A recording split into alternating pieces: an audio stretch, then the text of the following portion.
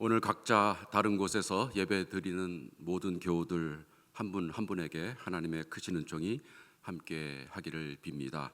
오늘 기도에서도 말씀해 주신 것처럼 우리 몸은 하나님의 거룩한 성전이기 때문에 우리가 어느 곳에 있든지 그곳에서 하나님께 신령과 진정으로 예배 드릴 때 그곳이 곧 우리의 예배의 가장 적절한 장소가 된다라고 생각이 됩니다. 앞으로 몇 주를 더 우리가 이렇게 온라인으로 예배를 드려야 될지 모르겠지만은 그러나 상황에 따라서 어쩔 수 없이 우리가 이렇게 예배를 드리게 된다면은 그 가운데서 우리가 최선의 길을 생각하면서 또 최선의 기대를 하면서 하나님께 의미 있는 예배를 드리도록 우리 모두 애써야 하겠습니다. 오늘은 종료주일이자 고난주일입니다. 종료주일과 고난주일은 어떻게 보면 각각 굉장히 특별한 주제를 담고 있습니다. 그래서 어떤 교회에서는 종료주일 예배로 예배를 준비하거나 아니면 고난주일 예배로 예배를 따로 준비하는 경우도 있습니다.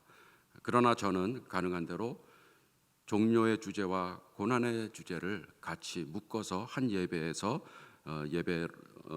생각하면서 예배를 드리는 것을 원하고 있습니다.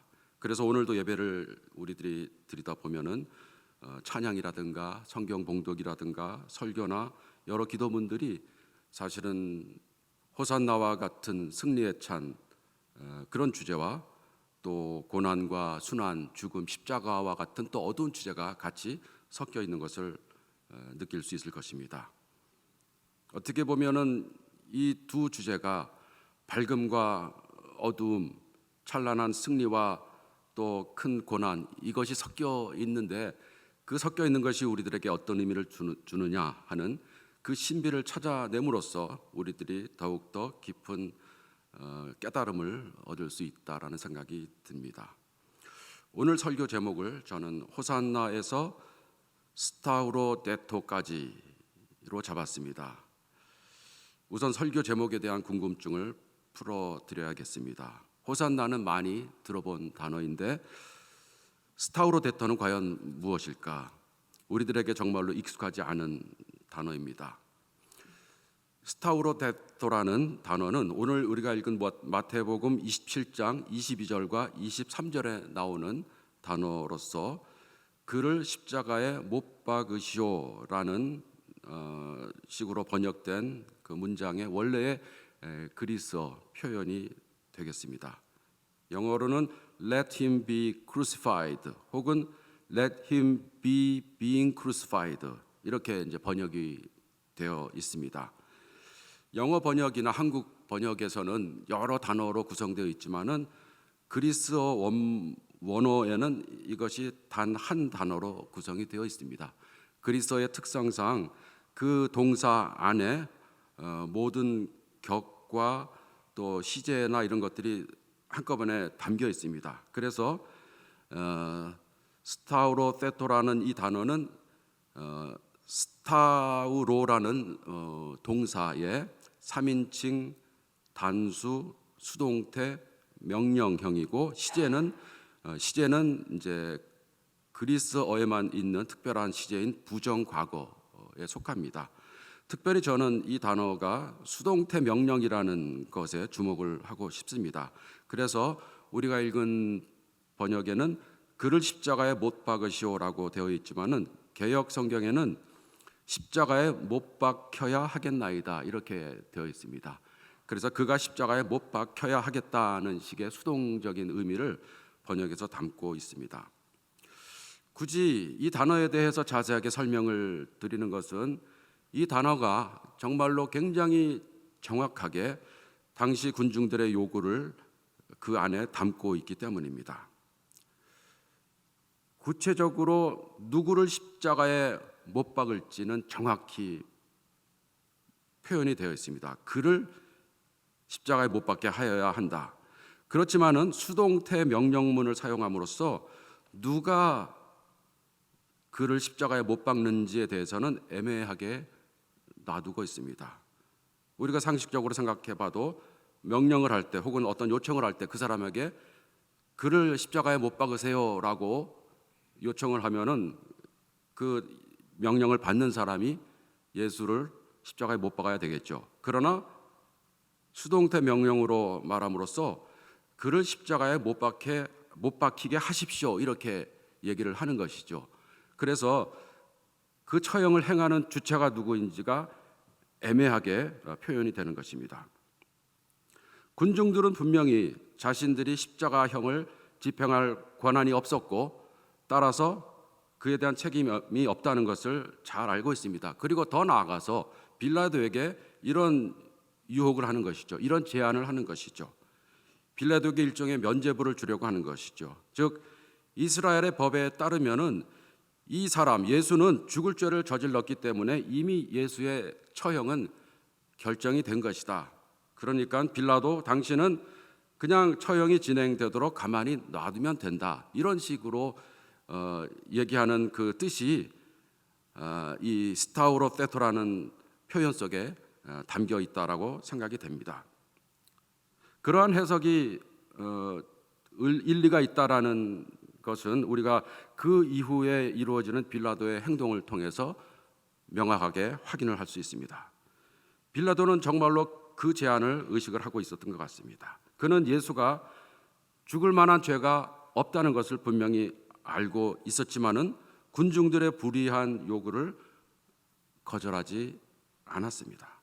밀란이라도 나면은 자신의 지위가 위태로워질 것을 염려했기 때문이죠.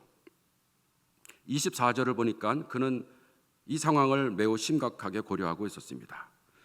그래서 그는 이 처형에 있어서 자신이 능동적으로 관여한 것이 아니고 수동적으로 할 수 없이 관여했다는 것을 분명히 하고 싶었습니다. 그래서 사람들이 보는 앞에서 물을 가져오라고 하고 모든 무리가 보는 앞에서 손을 씻었습니다. 그리고 이렇게 얘기를 했습니다. 나는 이 사람의 피에 대해서 책임이 없으니 여러분이 알아서 하시오. 분명히 빌라도가 지금 무엇을 의도하고 있는지 명확해지지 않습니까? 나는 이 처형에 수동적으로 할 수 없이 참여하고 있는 것이다. 여기에서 빌라도가 여러분이 알아서 하시오라고 말을 했지만은 그러나 사실 십자가형을 집행한 사람들은 누구였나요? 로마 군인들이었습니다. 뻔하게 빌라도가 모든 것에 대한 책임이 있는 것을 우리들은 알고 있는데 그러나 어떻게 해서든지 빌라도는 자신은 여기에 대해서 책임이 없다라는 것을 확인하고 싶었던 것입니다. 사실은 여러분이 알아서 하시오라고 했지만은 그 사람들이 알아서 할 수 있는 상황은 아니었습니다.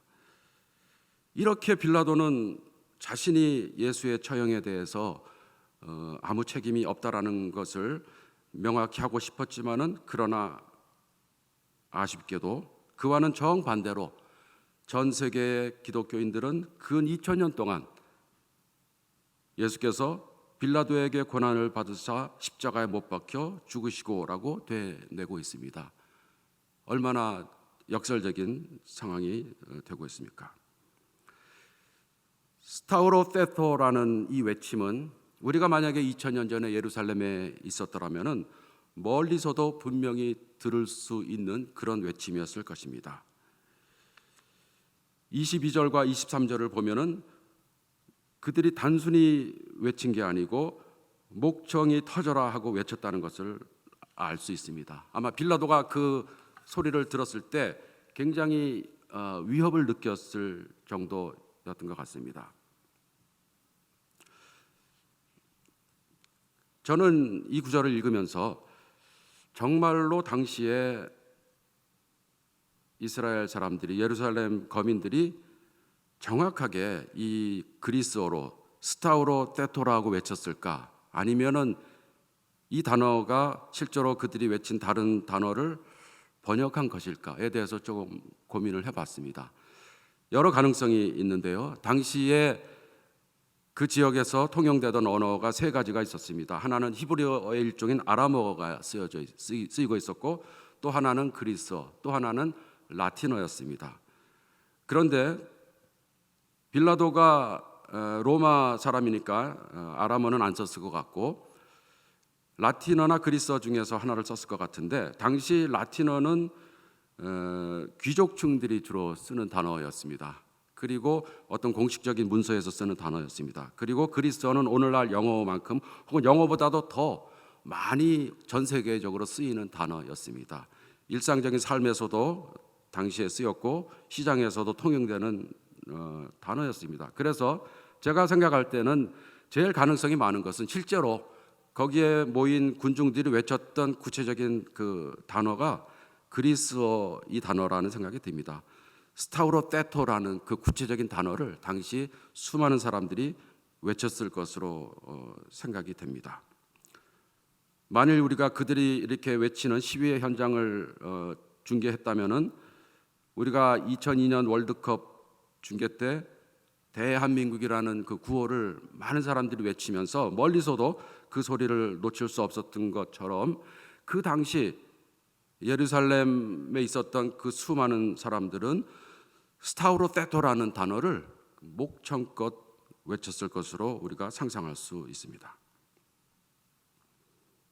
그렇게 온 도시를 울렸던 그 함성, 그와 비슷한 상황이 마태복음 21장에 묘사가 됩니다. 비슷한 무리들이 비슷한 방식으로 열광적으로 모여서 구호를 외치는 장면을 우리가 목격을 하게 됩니다. 그 외침이 얼마나 요란했으면 성서를 보니까 온 예루살렘이 들썩거렸다라고 표현을 합니다. 그런데 이번에는 그 외침의 구호가 무엇이었습니까? 바로 호산나였습니다. 호산나, 호산나, 다윗의 자손께 복되시다. 주님의 이름으로 오시는 분 더 없이 높은 곳에 호산나, 이렇게 외쳤습니다. 역시 이 장면도 우리가 중계를 했다면은 호산나라는 단어를 멀리서도 들을 수 있었을 것입니다. 호산나의 원래 뜻은 구하여 주십시오라는 뜻이었습니다. 그런데 이 구호를 이스라엘 사람들이 너무나도 오래 외치다 보니까 그 의미가 조금 보편화돼서 그냥 하나님께 찬양합니다, 하나님을 찬양합니다, 이런 의미로도 충분히 사용이 되고 있었습니다. 그렇지만은 당시에 예루살렘 거민들이 예수님께서 나귀를 타고 입성을 할 때 그들이 종려나무 가지를 흔들면서 외치는 호산나는 단순히 하나님께 영광을, 하나님을 찬양합니다라는 의미보다는 우리를 구하소서, 구해 주십시오라는 의미가 더 담겨 있었다라고 생각할 수 있습니다. 다시 말해서 그들은 예수님께서 이스라엘의 메시아로 오셔서 이스라엘을 이 로마의 압제로부터 구해 주시기를 간절하게 바라고 또 기대했다라고 생각할 수 있습니다. 그래서 열광적으로 호산나, 호산나를 외쳤던 것입니다. 그런데 바로 그들이, 똑같은 그 무리들이 며칠 있다가 스타우로테토라고 외치고 있다는 사실입니다. 어떻게 이러한 반전이 있을 수가 있을까요? 우리가 이러한 극적인 변화를 과연 어떻게 설명을 할 수 있을까요? 도대체 무슨 일이 그 사이에 일어났던 것입니까? 호산나에서 스타우로테토까지 가는 그 길이 어떻게 해서 과연 가능했다는 말입니까? 이 질문은 아마 우리 모두에게 매우 심각한 질문이라고 생각이 됩니다. 특별히 오늘과 같이 우리가 종료주일과 고난주일로 예배를 드릴 때는 우리가 결코 해결하지 않고는 마음이 편하지 않은 정말로 큰 숙제와 같은 질문이라고 생각이 됩니다. 호산나를 외치던 그 군중이 며칠 후에 스타우로테토를 외쳤던 그 이유는 과연 무엇일까요? 저는 일단 호산나를 외쳤던 그 순간에 그 군중들에게는 진실된 어떤 마음이 있었다라고 생각이 됩니다. 그들의 구호 속에 진정성이 없었다거나 그들이 거짓으로 호산나를 외쳤다거나 그렇게는 생각하지 않습니다. 성경 어디에도 호산나의 외침에 대해서 부정적으로 묘사하지는 않습니다. 어떻게 보면 적어도 그 순간만에는 그 많은 사람들이 위대한 계시, 하나님의 비밀에 대한 깨달음을 얻게 됐다라는 것으로 생각을 해 볼 수 있습니다. 마치 먹구름이 가득 찬 하늘에서 잠시 하늘에 그 구름이 깨지면서 그 사이로 찬란한 햇빛이 비치는 순간처럼, 그러다가 다시 구름이 그 해를 막을 때 우리들은 그 먹구름 뒤에 밝은 해가 있는 것을 깨닫는 것처럼, 어떻게 보면 이 순간은 어두운 이스라엘의 역사의 한순간에서 갑자기 놀라운 하나님의 뜻이 계시되는 그와 같은 찰나와 같다, 이렇게도 우리가 생각을 해볼 수 있습니다. 또 다른 식으로 비유를 해보면은 바로 이 순간은 그 이스라엘 백성들이 우연히도 그들의 마음속에 복음의 씨앗이 뿌려진 그 순간이다, 이렇게 생각을 해볼 수 있습니다. 그들이 기대하지도 않고 준비도 안 했지만은, 그러나 놀라운 소식을 품고 있는 복음의 씨앗이 그들의 마음에 뿌려진 순간과 같다고 생각해 볼 수 있습니다. 그 순간에 큰 감사와 깨달음이 있었습니다. 그러나 씨앗이 뿌려지는 것으로 열매가 맺혀지는 것은 아닙니다. 마가복음 4장을 보면은 씨 뿌리는 자의 비유가 나오는데, 마음의 밭에 뿌려진 씨 중에서 어떤 씨는 마귀가 와서 그 씨를 빼앗아 갔다고 합니다. 어떤 씨는 환난이나 박해를 견디지 못하여서 씨가 싹을 트지 못했다고 합니다. 어떤 씨는 싹은 텄으나 세상 재물의 유혹과 온갖 욕심이 들어와서 결실을 맺지 못했다, 이렇게 말을 하고 있습니다. 호산나라고 환호를 한 그 사람들은 일단은 놀라운 소식, 놀라운 복음, 신비한 하나님의 계시를 깨닫고 마음속에 받아들였지만은, 그러나 여러 가지 이유 때문에 그 말씀을 소중히 끝까지 간직하지 못하고 결국은 호산나라는 소리는 약해지고 나중에는 스타우로 테오라는 외침을 하게 된 것입니다. 이들이 마음을 바꾸게 된 데는 여러 가지 이유가 있었겠지만은, 그들이 기대하는 대로 예수님께서 대응을 해주지 않으셨고, 그리고 예수님께서 입성하시고 나서 하시는 행동과 가르침을 보면은 너무나도 불안한 것이 많았기 때문이었습니다. 예수님께서는 성전에 들어가셔서 성전을 청소하시면서 당시 제사장들과 대립을 하셨고, 예루살렘이 파괴될 것이다, 이렇게 예언을 하셨습니다. 그리고 재난이 올 것이고 최후의 심판이 올 것이다, 이렇게 경고를 하셨습니다. 그 과정에서 유대교 지도자들이 백성들을 선동하고 회유하기 시작했습니다. 그 과정 속에서 그들은 호산나를 외쳤을 때 그 마음과 기대는 없어지고, 이제 서서히 이 예수라는 인물 때문에 자신들의 삶이 위협을 받고 있는 게 아닌가 하는 생각을 하게 되었던 것입니다. 그 전에는 종려나무 가지를 흔들면서 호산나 호산나 외쳤지만은, 가만히 생각해 보니까 예수가 들어올 때 당나귀를 타고 우스꽝스러운 모습으로 입성하지 않았는가, 그런 생각을 갖게 된 것이죠. 그래서 예수는 그들의 기대를 만족시켜줄 인물이 아니다라고 생각하고 예수를 버리기로 결심한 것입니다.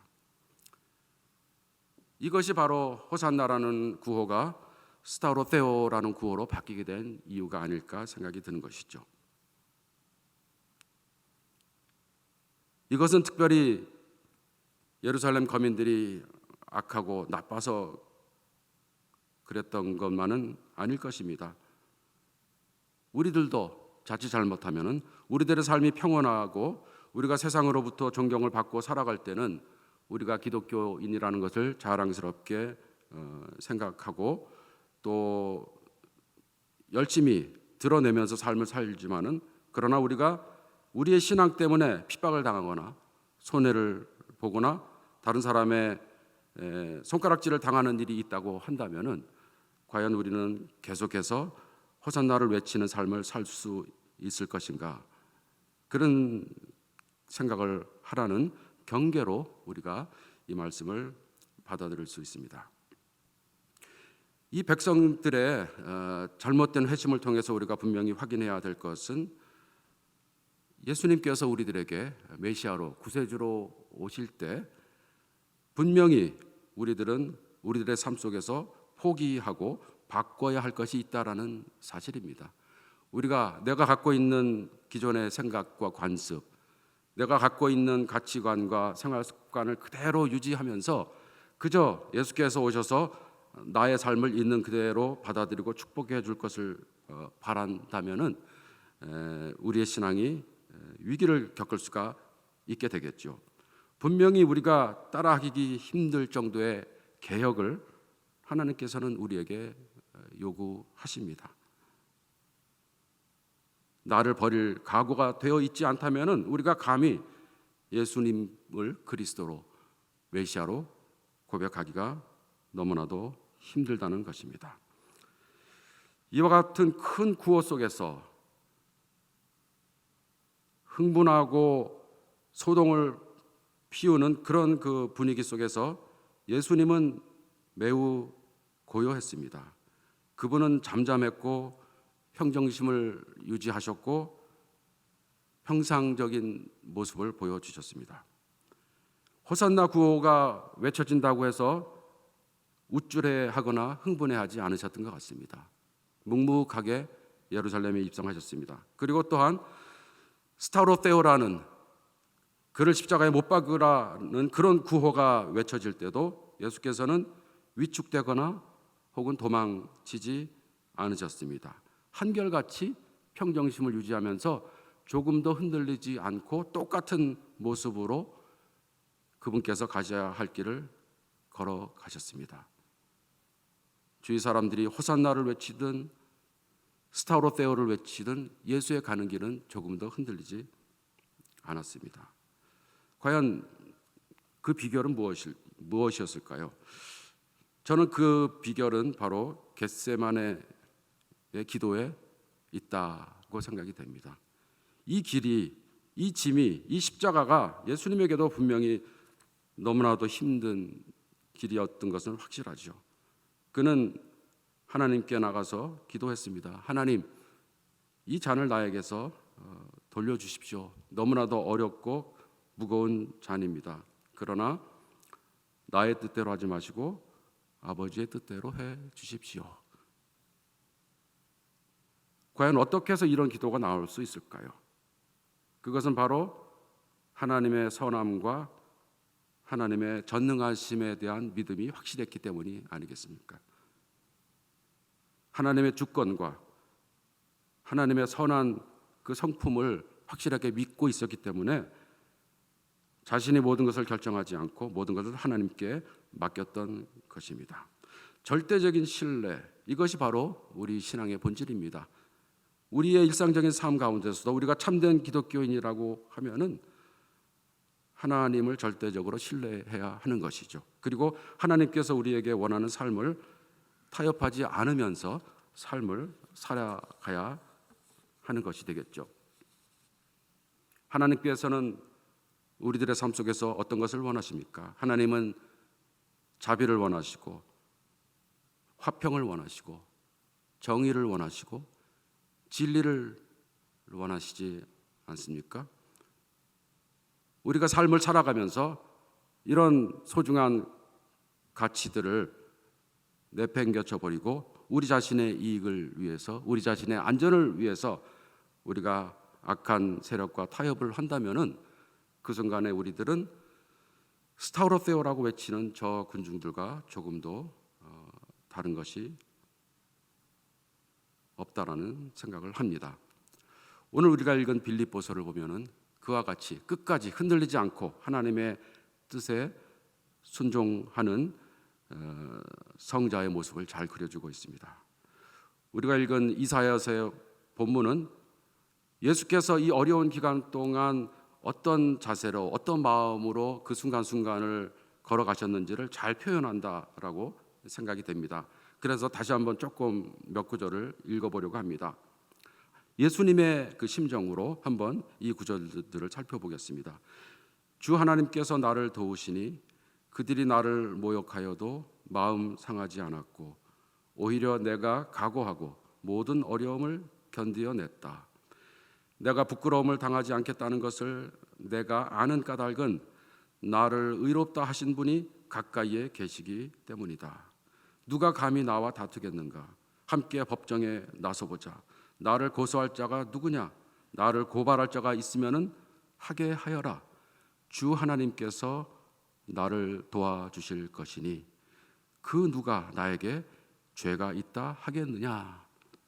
예수님께서는 이런 마음으로, 이런 자세로 그 어려움을 이겨 나갔던 것이죠. 우리는 오늘 한 주일 예배에서 호산나를 외칩니다. 그리고 예수 그리스도의 고난을 생각합니다. 그렇게 세상 사람들이 가장 최악의 형벌로 여겼던 십자가형, 스타우로 데오라는 외침으로 예수를 처형하려고 했던 그 십자가형이 예수님께서 순종함으로 그 십자가를 받아들임으로써 새로운 의미로 바뀌게 되었습니다. 너무나도 역설적으로, 너무나도 신비스럽게도 오늘날 크리스찬들은 나를 십자가에 못 박아 주소서라고 기도를 드립니다. 갈라디아서 2장 20절을 보면은 우리가 예수 그리스도와 함께 십자가에 못 박혔기 때문에 내 육신은 죽고 나의 참된 생명은 예수 그리스도와 함께 살아난다라고 말씀을 하고 있습니다. 거기에서 예수 그리스도와 함께 십자가에 못 박혔다라는 표현을 보면은 시네 스타우로 마이 이렇게 되어 있습니다. 시네는 가치라는 뜻이 되겠고 스타우로는 우리가 아까 살펴본 대로 십자가 혹은 못 박는다라는 의미가 되겠습니다. 그래서 신비하게도 예루살렘 군중들이 예수를 십자가에 못 박으라라고 한 그 외침이 있었음에도 불구하고 예수의 그리스도의 십자가의 참된 의미를 깨닫는 우리는 이제 나를 십자가에 못 박아 주십시오 이렇게 외칠 수 있다는 것입니다. 왜냐하면은 십자가는 바로 하나님에 대한 절대적인 신뢰, 절대적인 믿음을 가장 결정적으로 상징하는 그런 표식이 되기 때문입니다. 그리고 우리들은 예수께서 십자가에 못 박히시고 나서 부활하심으로 모든 악한 세력을 정복하시고 우리들에게 참된 영원한 생명을 돌려주셨다는 것을 믿고 있기 때문입니다. 우리가 살고 있는 이 세상 얼마나 많은 고통과 어려움이 있습니까? 얼마나 많은 악이 있고 또 유혹이 있습니까? 그럴 때마다 우리들은 호산나 호산나 외치면서 끝까지 예수 그리스도가 우리의 갈 길에 동행해 주신다는 믿음을 갖고 하루하루 살아가기를 바랍니다. 그래야서 하나님께서 선하시고 하나님께서 전능하셔서 우리가 예수 그리스도를 따라서 십자가의 길을 갈 때 우리들을 끝까지 지켜주시고 인도해 주실 것을 믿으면서 살아가는 우리 모든 대학교의 교우들이 되기를 간절하게 바랍니다.